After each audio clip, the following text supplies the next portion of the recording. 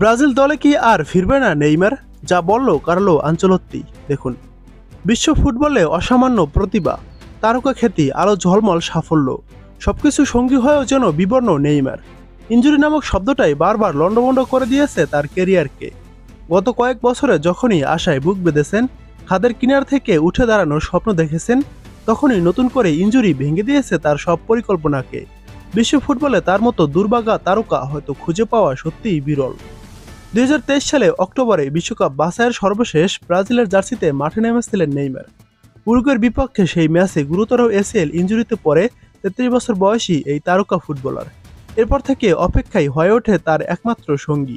মাঝে দুবার জাতীয় দলে ডাক পেলেও ফিটনেস সমস্যার কারণে শেষ পর্যন্ত খেলতে পারেননি নেইমার। এবছরের মে মাসে রিয়াল মাদ্রিদের কোচ কার্লো আনচেলত্তি যখন ব্রাজিল জাতীয় দলের দায়িত্ব নেন, তখন নতুন করে স্বপ্ন দেখা শুরু হয়। নেইমারের সেরে ওঠার জন্য সময় দিয়ে আলোচনা করেই জুনে তাকে দলে রাখেননি কোচ। আশা ছিল সেপ্টেম্বরে বিশ্বকাপ বাছাই পর্বে ফিরে আসবেন তিনি। ব্রাজিল অবশ্য আগেই নিশ্চিত করেছে 2026 বিশ্বকাপের টিকিট। 5ই সেপ্টেম্বর রিও ডি জেনেরোতে চিলির বিপক্ষে এবং 10ই সেপ্টেম্বর বলিভিয়ার বিপক্ষে বিশ্বকাপ বাছাইয়ের শেষ দুই ম্যাচ খেলবে সিলেসাওরা। গতকাল রাতে দল ঘোষণা করেছে ব্রাজিল, যেখানে নেইমারকে দলে রাখেননি কার্লো আনচেলত্তি এবং দলে ছিলেন না রদ্রিগো ও ভিনিসিয়াসরাও। নেইমার আর রদ্রিগোকে বাদ দেওয়া নিয়ে আনচেলত্তি বলেন, আমি তাদের সাথে আলাদা করে কথা বলিনি। ব্রাজিল দলের ব্যাপারটা ওরা ভালোভাবেই জানে। খেলতে হলে নিয়মিত মাঠে থাকতে হবে আর ফিট থাকতে হবে। আমার আলাদা করে কিছু বোঝানোর দরকার নেই। চাইলে ওরা আমাকে ফোন করতে পারে।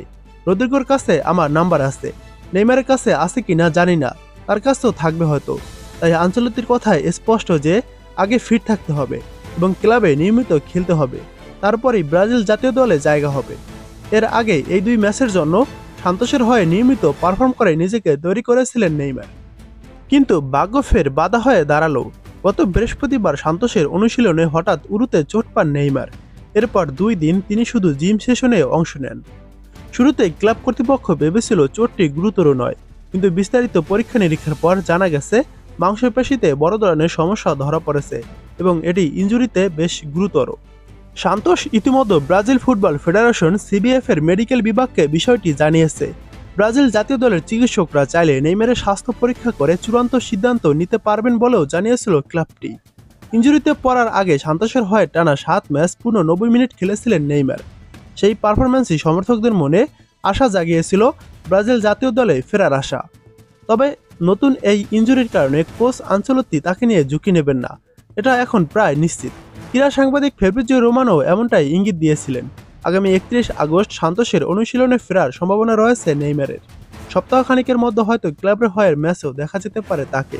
কিন্তু ব্রাজিল জাতীয় দলে তার আর ফেরা যে আপাতত হচ্ছে না, সেটা এখন প্রায় নিশ্চিত।